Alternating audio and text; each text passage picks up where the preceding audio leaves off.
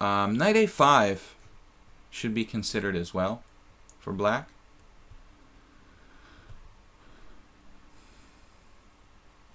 Knight a5, c5 can get kind of bizarre. Knight e5, c5. I'm a little concerned about knight a5, c5. So I normally prefer to go with knight e5. In more cases, it's the better move, where it's like closer. It's controlling more closely in the center. Knight a5, there are some cases where it's superior to knight e5. Hi all, I think there's a 15-30 seconds of lag between Lee Chess and the Twitch stream. Never mind. I'm not sure. But I think we'd know if there were any major issues. We had only one person with problems. Okay, c5.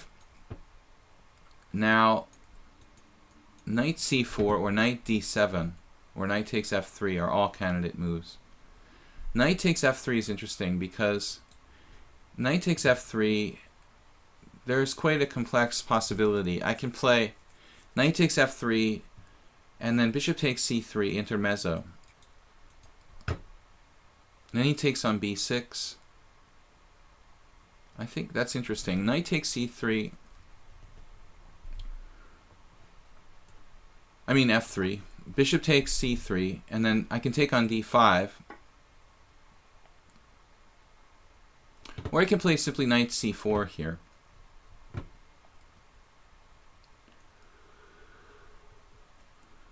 In the event of knight c4, I'm attacking b2 and undermining the long diagonal. My one concern is that he could actually play bishop c1, but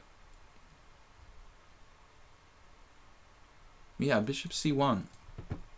Bishop takes c3. B takes c. My knight on c4 looks strong, but it's sort of isolated from the rest of my pieces. Bishop takes c3, knight takes c3. I think the problem with that is rook d1, and I guess I'm just toast. Bishop takes c3, pawn takes c3, knight takes d5, and rook d1, and I can resign. So I really have to either retreat or go to knight c4.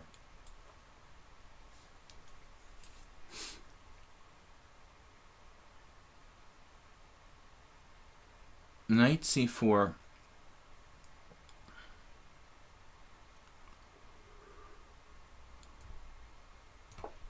Okay, it's getting kind of time problem here. Getting to be there's definitely a time issue for black now.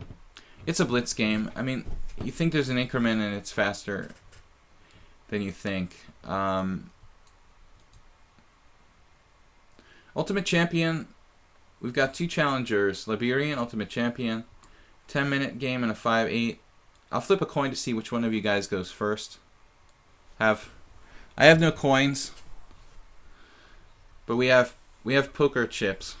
So we'll flip a poker chip to see who goes first before we decide on who plays between Liberian and Ultimate Champion.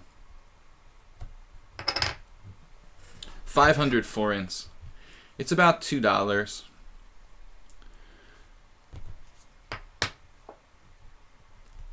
I'm happy to grab the bishop pair here. Would you consider doing a cycle through different openings, maybe left to right or something? You know, I do that in simuls. I do play every like first move. So it looks like here, Good Morning Blues, I should probably grab this pawn. I'll give up my bishop to get the d5 pawn. It's such a vital pawn. And you got that e7 pawn, but your other pawns are bad. So black, I think, is probably winning because those pawns are extremely weak. And even with the queen on the 7th, it doesn't seem like black should have all that much counterplay here. So maybe I didn't play the best move there, though. Let's see.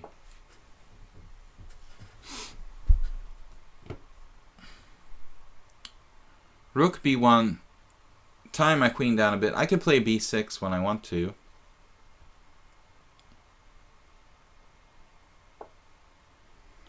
So it does seem like white lost something of a tempo. Though you're keeping me busy here. Okay, time. Yeah, it seems like a sort of sin to play b6 for black. I'll try to avoid playing b6 if I don't have to. But if worse comes to worse, we can do it. White has to deal with the back rank problem. So I'm threatening h6. I think that's probably winning. Because you can't protect everything here. Okay, you can protect everything. So much for what I think, you know. You can protect everything. What about this rook ending? Take, take, rook there. Ah, your rook is pretty active in that line. Good morning, Blues. Hanging on. Thought you couldn't protect it. I didn't think about trading queens, honestly, because, you know, it's something you normally wouldn't do. But it looks like with the active rook on the open file, you can get away with trading queens. And I wasn't so sure I can win that. Here, I've got to watch out for my king getting forked with a queen check in some positions. Not that simple. I think I have a plan. We're going to go for this rook ending. And you have that, though. Okay.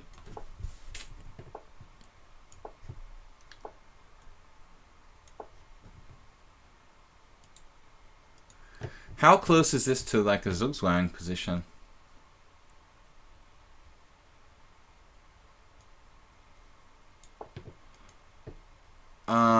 Yeah, I think you could have stayed there. I'm not sure that I have a forced win. So now it's going to be difficult for white. Don't really have any counterplay. I'm not sure I could win by force. It was close to zugzwang, but I mean, it's impossible to calculate. Just literally impossible. Okay. Check. Force you back. Fix the pawn on a4. And then force you back. But want to stay kind of compact here. I want to get my king across to the queen side. Okay, we've got this increment, and good morning, Blues. I just hung my rook. Okay. No, I think I have to resign after hanging the rook. Well, that was kind of bizarre. I never actually hung a rook here. You want to do a take back? You can do a take back. Sure, give me a take back. Draw. You blackmailed me into it. Okay. Blackmailed me. Good game. But you hung tough. You deserve a draw. Yeah, I meant to play rook d1. It's cool. Alright, good game. Who's next in the stream now? We've got flip the poker chip. So Liberian is gonna be heads. Flip the poker chip. It's heads, so Liberian goes first. I've got white, no London system today.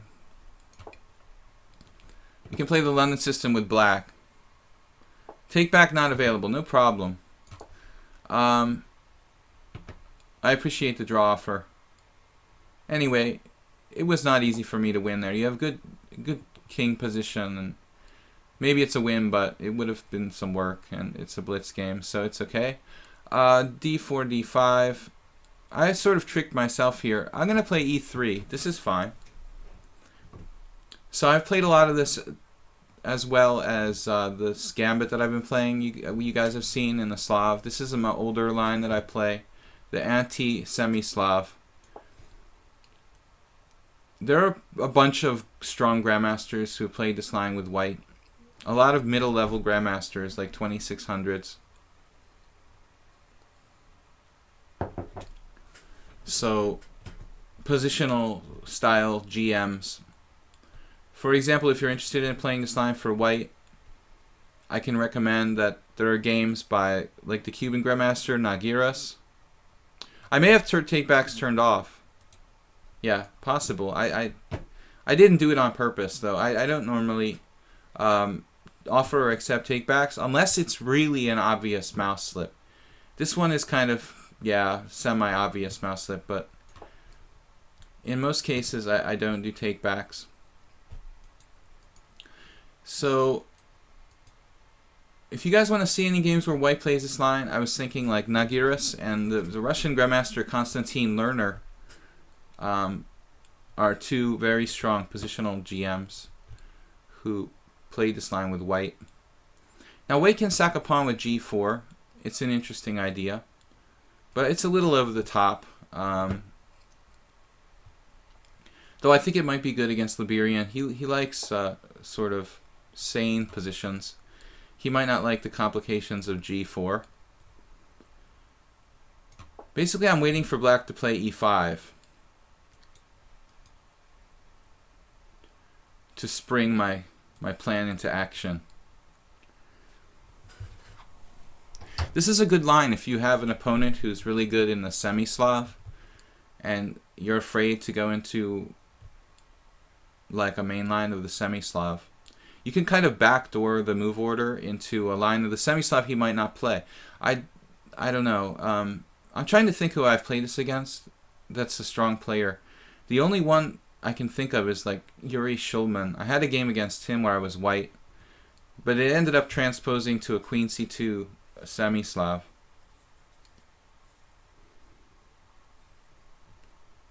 If white plays d4, the game transposes. So knight f8 now. I think this is a bit passive for black. Obviously it's playable, but white should have a pretty good position compared to like normal lines of the semi-Slav here.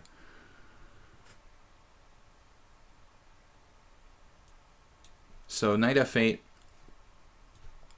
Liberian, I don't know if you're taking my advice playing the Slav or if you always played the Slav. Last time you played a Queen's Gambit accepted.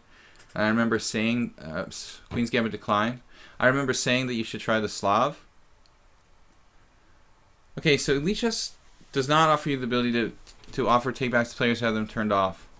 I don't think I actually turned it off. I think it was just like a default setting or something. I didn't choose to turn it off or turn it on. But yeah, I have it turned off, I guess. It's on my interface, but there's like a no take back allowed sign when I hover my mouse over it. You're not allowed to take back. Okay, queen c7. Now Liberian does that here, which makes me feel stupid about my last move in a way. Now I wish my rook was on c1. I could try to exploit the c file to my advantage. I'm not going to move rook back to c1 now that I've committed it to d1. c5 is interesting, grabbing some space, and then play e4. But I think white has different options here. Maybe I could actually have problems because my queen is unprotected. If I play bishop d3 is interesting. Bishop d3, kind of a weird move, having moved it already to e2. But the tactical justification is in the line e5. Bishop takes g6, followed by knight takes e5. Bishop takes e5, pawn takes e5. And when he takes back, I play knight takes d5, discovering on the e5 heavy piece. I'm basically trying to fight for the e5 square by playing bishop d3. That's what I'm saying. And I think I can afford